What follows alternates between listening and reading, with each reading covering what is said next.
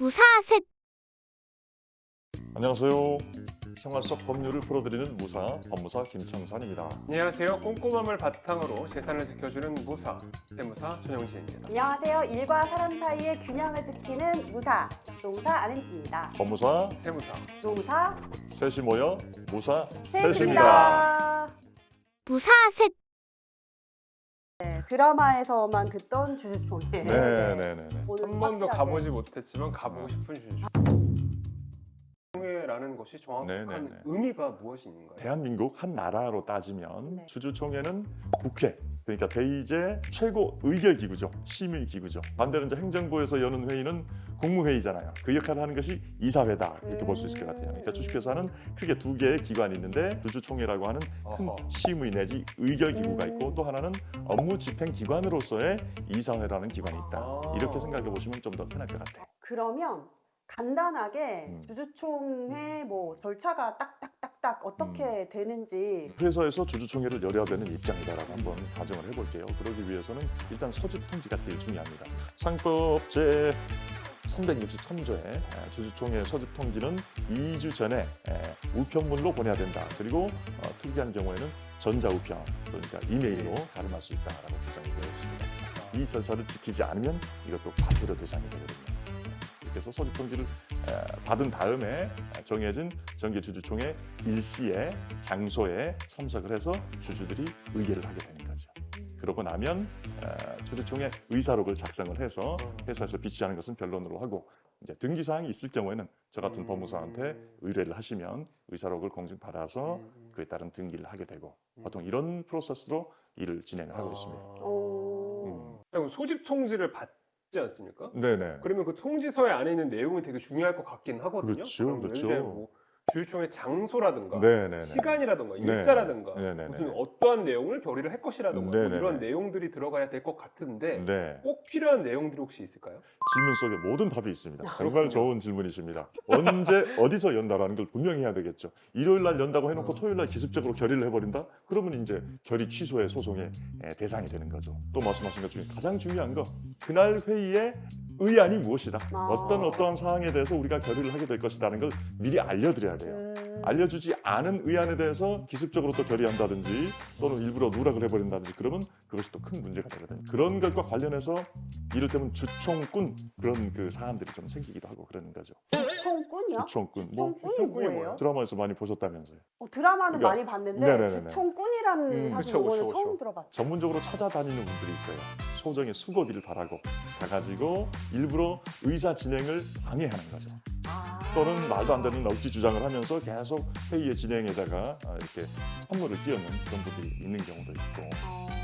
진짜요? 그렇죠. 정당하게 자기의 이익을 어떤 대변하는 과정에서 어떤 반대 의사를 표시하는 경우도 있겠지만 반대를 위한 반대를 하는 경우도 있고 또 자기가 임원이 되고 싶어가지고 막 딴소리하고 그런 경우도 있고 그렇죠. 그런 분들 네, 주총꾼이라고. 그런 분들이 안 오기를 회사는 바라겠지만 그래도 주주랍이면 소집 통지를 해야 되는 그런 문제가 있죠. 아니 근데 그런 것도 있지 않습니까? 10명의 주주가 네, 있어서 네, 소집 네. 통지를 정확하게 9명한테 갔는데 네네네네. 한 명한테 네. 뭐 사람이 하는 일이니까 실수가 있지 않습니까? 네네네네. 시간을 잘못 적었어요. 네네네. 그러면 그 주주총회를 네.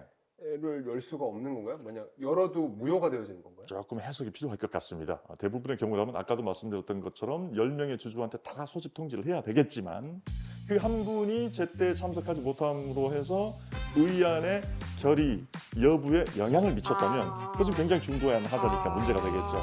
그런데 이 정도는 좀 치유될 수 있는 하자다.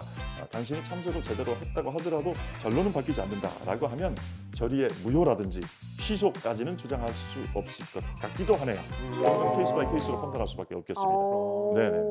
그렇구나. 카톡이라던가 네. 뭐 라인이라던가 네, 뭐 이러한 뭐 전자적인 방법으로 네, 인해서 뭐 통지서를 고지하는 것은 조금 안 될까요? 회사의 헌법이라고 볼 수 있는 정관의 규정이 있어야 되겠죠. 없이 그냥 해버리면 안 될 것이고 왜냐하면 카톡의 아이디와 그 당사자가 전화번호가 바뀌는 바람에 다른 사람으로 바뀌었을 수도 있잖아요. 그런 문제도 생길 수가 있고 그렇기 때문에. 그리고 좋은 질문 해주셨는데 3년 동안 소집 통지를 했는데 그 사람이 계속 안 와. 수취인 불명이야. 그런 경우에는 또 소집 통지를 생략할 수도 있다라는 그런 단서 조항이 있습니다. 근데 작은 회사들은 이 소집 통지 절차를 지키기가 그렇게 쉽지가 않을 것 같은데 맞아요. 모든 회사들이 이 같은 과정을 원칙대로 지켜야 되나요? 네, 그런 경우에 대한 단식이 또 있답니다. 아, 법이 유두리가 있네요. 네. 여유. 상법제 363조의 사항에 자본금 총액이 10억 원 미만인 회사는 주주전원의 동의가 있는 경우에는 주주총회 개최를 생략할 수가 있고 그다음에 서면에 의한 결의로 주주총회 결의를 가름할 수 있다고 되어 있습니다. 서면으로 대체가 가능하다는 얘기인데 여기에는 전제 조건이 있다는 걸 유의해 주셔야 됩니다. 자본금이 10억 미만이어야 되고요. 그리고 주주 전원의 동의가 있어야 됩니다. 그러니까 10억 100% 원 동의. 그렇죠. 그 주주총회가 이제 개최가 됐을 때 제가 네.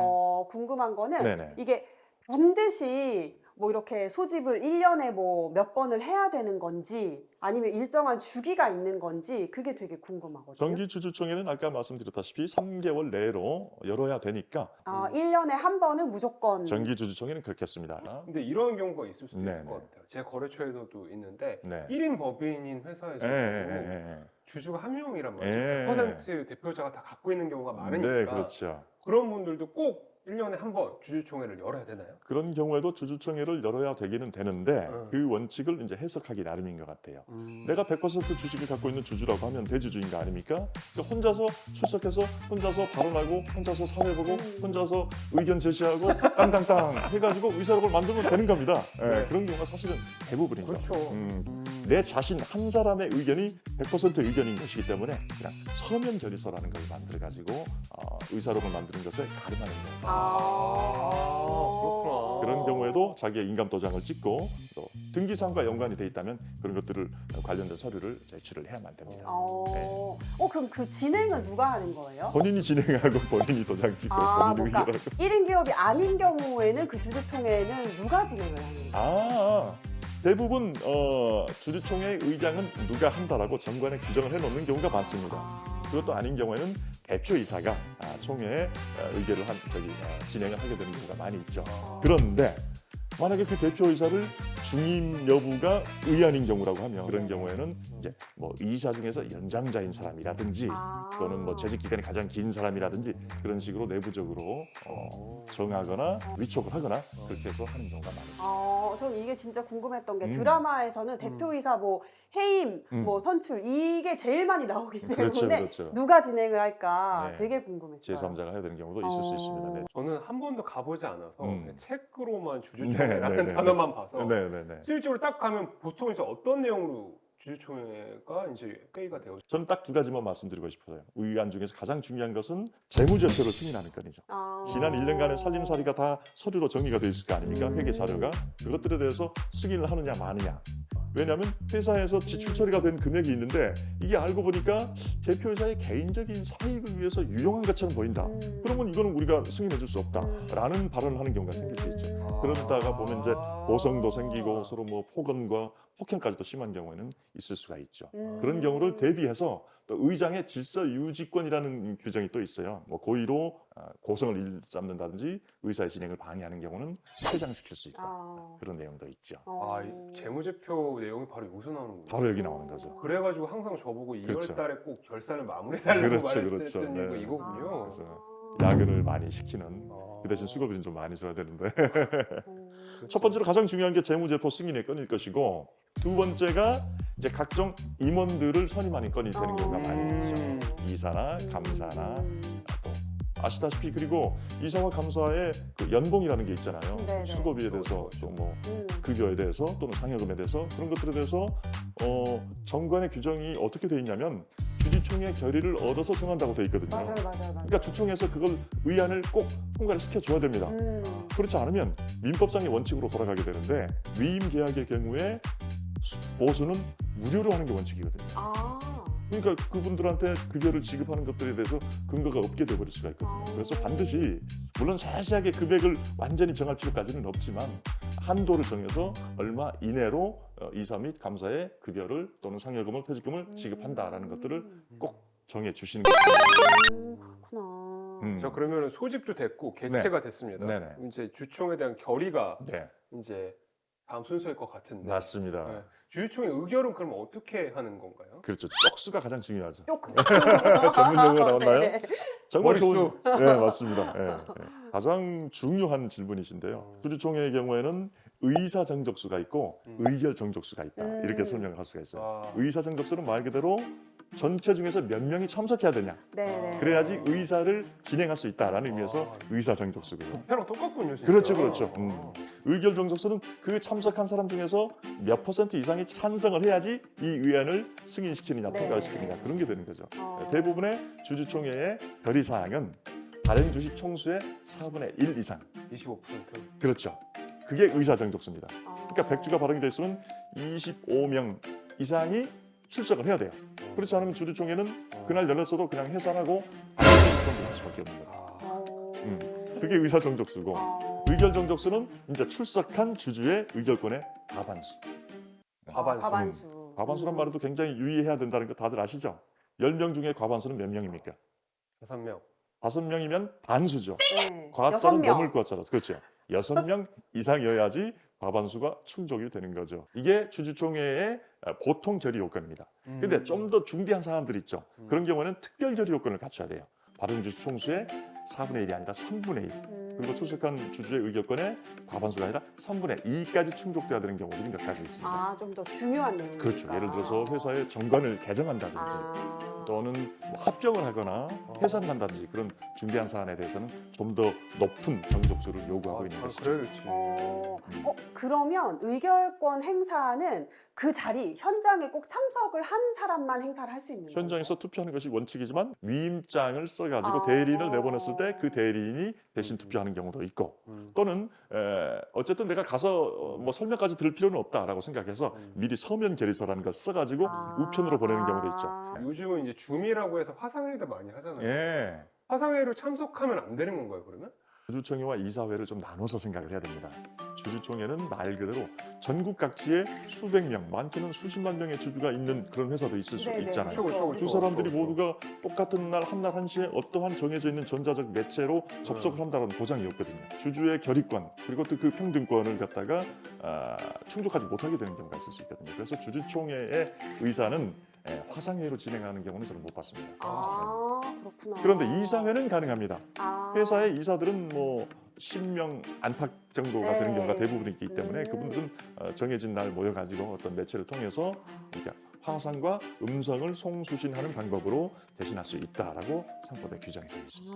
주주총회도 됐으면 좋겠네요. 그러면 화상회의. 좋겠는데 네. 뭐 나중에는 좀 바뀌겠죠. 어떤 기술도 많이 발달하고 제도적인 받침이 된다고 하면 화상 가능할 수도 있어요. 회의하면 되게 재밌을 것 같아요. 뭐 되게 큰 기업에 막 주주총회 줌 접속하면은 막 진짜 화면이 어디서 막 그쵸. 엄청나게 막 그렇죠. 주주들 얼굴이 막 떠 있고 그렇겠죠. 오디오도 겹치고 막 그래가지고 사실은 의사를 진행하기가 쉽지는 않겠죠. 그런 문제도 있는 것 같아요. 그러면 이제 주주총회가 잘 개최가 되고 결의까지 그쵸? 네. 끝난 것 같아요. 그러면 네네네. 주주총회가 끝난 다음에 또 네. 거쳐야 되는 뭐 절차도 있나요? 맞습니다. 주주총회를 열었으면 의사록이라는 걸 만들어야 되고요. 의사록. 회사에 비치를 해야 되고요. 아. 그 의사록에는 출석한 이사가 기명 날인을 하게 되어 있습니다. 아. 그러고 나서 등기 사항과 관련이 있다고 하면 그 의사록을 또 공증을 받아야 됩니다. 아.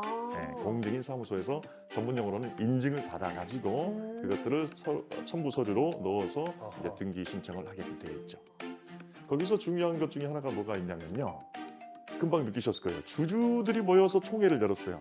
주주들 도장을 찍는 게 아니라 이사들의 도장을 찍게 돼 있어요. 의사록에는. 그리고 감사는 안 들어가 있습니다. 그러니까 이사들의 도장만 의사록에는 찍어도 돼요. 근데 공증을 받으려면 발행주식 총수의 4분의 1 이상이 참석했음을 증명해야 될 거 아닙니까? 그렇죠, 그분들의 다 인정을 찍어야 돼요. 공증 위임장에. 그게 큰 일이 되는 거예요. 예. 그래서 그 숫자가 너무 많아서 못하게 될 경우에는 이제 출석 공증이라는 걸 받습니다. 공증인이 그 주주총회 회장에 직접 출석을 해가지고 주주 누구누구들이 왔다라는 것을 확인을 하고 일종의 이제 준 공무원적인 지위에 있으니까 공증인이 이제 도장을 찍어주면 그것 자체로 공증이 되는 거죠. 다 받을 수 없으니까. 그렇죠. 수백 명의 도장을 받을 수는 그렇지. 없습니다. 그런 경우가 많이 있습니다. 진짜 주주총회를 여는 주식회사의 많은 분들 정말 네, 고생이 많으시네요. 네. 이게 그렇죠. 너무 많네요. 네. 어우, 너무 많네요. 그러게요. 하다 보니까 진짜 좀 길어졌는데 네, 네. 오늘도 너무 유익했습니다. 그러니까 저는 조주총회를 예.